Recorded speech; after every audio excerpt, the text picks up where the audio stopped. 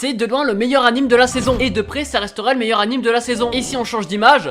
Non mais Francis, c'est pas l'anime ça. Une des rares nouvelles licences qui arrive à se démarquer cette saison. Certains l'auront deviné. Aujourd'hui, on va parler de Vanitas no Carte. C'est moi qui vous le dis, vous allez pas être déçus. Comme d'hab, si t'as kiffé, tu peux lâcher un petit like, ça fait plaisir et ça aide beaucoup. Essayez de battre les 7000 de la dernière fois. Et vu que vous avez kiffé le personnage caché, on va recommencer ça avec ce personnage. Essayez de trouver qui c'est et de quel anime il appartient. Ça se passe en commentaire, mais vous spoilez pas. Ah oui, j'avais promis une annonce. Elle est cachée dans la vidéo, vous allez voir, ça va être insane. On veut parler d'anime, bref Francis, générique.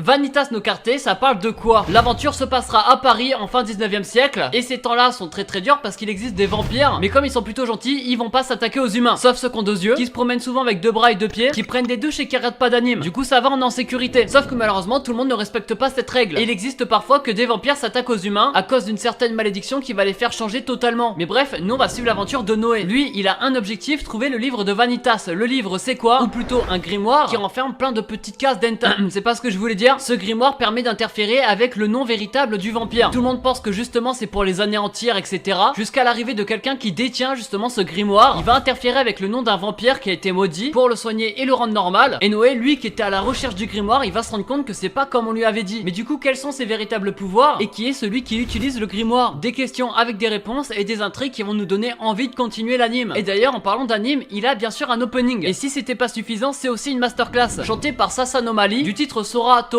Utsuro. On a là un opening qui visuellement nous montre un peu le quotidien entre Noé et son pote, celui qui a le grimoire parce qu'ils ont fait un duo. On y voit alors un peu leur personnalité, tout ça accompagné d'une musique plutôt calme qui colle je trouve à l'ambiance de l'opening qu'ils veulent nous faire passer, mais un peu moins à l'histoire, sauf que c'est pas vraiment problématique. Nous on est là pour savoir surtout pourquoi c'est une masterclass. Déjà il a pas beaucoup de concurrence cette saison, à part des suites, il y a pas grand chose. Ou des t-shirts.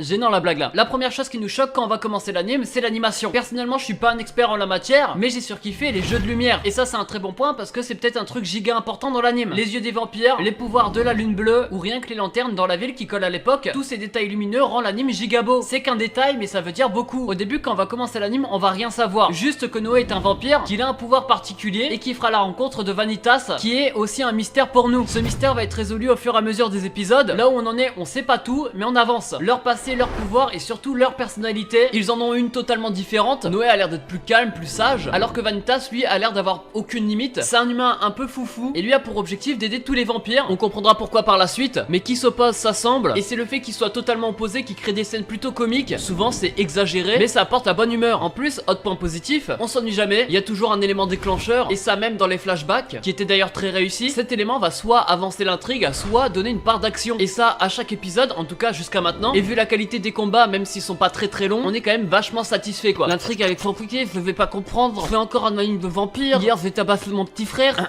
Oula, chelou lui. Faut savoir que tout est bien amené. Les vampires, on sait pourquoi ils sont là, et ça grâce à un flashback dès l'épisode 3, et le fait que les vampires ne tuent pas d'humains, on va pas forcément faire une overdose de ce genre de thème, mais on va être encore plus attiré par l'intrigue, parce que ça va accentuer le fait que quand les vampires sont souillés, ils perdent totalement la boule et ils vont attaquer n'importe qui. J'ai pas envie de dire de bêtises, mais en gros il y a une sorte d'esprit maudit qui peut toucher à leur nom, et c'est ça qui va les rendre agressifs. Ça commence à faire beaucoup de points positifs, mais c'est pas fini. Le côté mature, élégant, classe, beau, j'ai envie de le prendre et de le soulever. Bah ça c'est parce que c'est l'univers de Paris. Vous attendez pas un shonen, tous les traits des personnages etc c'est mature. Il y a que comme j'ai dit plus tôt leur duo qui rend un peu le truc humoristique. Sinon le reste est giga sombre, voire trash à certains moments. C'est un peu la signature du thème vampire. Les Dark Sasuke vous allez kiffer. Depuis tout à l'heure personne me le dit mais je parle que de 2 personnages. Vous inquiétez pas, il y en a quand même plusieurs. Et ils vont arriver au cours de leur enquête. Ça va être soit des nouvelles rencontres, soit des mecs qui connaissaient dans le passé. Et ça peut être l'élément déclencheur que je vous ai parlé plus tôt. Même si certains personnages arrivent de façon spontanée, je trouve pour l'instant que le nombre de personnages qui arrivent dans l'histoire, elle est vraiment pas mal. Ni trop ni peu, mais surtout important pour l'histoire. Il y a d'ailleurs même une romance qui va se créer, j'imagine, entre un vampire et un humain. Je m'avance peut-être vu que je regarde que l'anime, mais on a des indices dès le début. Pour l'instant, les personnages ont pas l'air d'être oubliés. C'est-à-dire qu'ils arrivent, ils ont leur épisode fétiche et ils reviennent comme si de rien n'était le lendemain. Est-ce qu'on va les apercevoir tout au long de la série? Je l'espère parce que ça serait une bonne chose.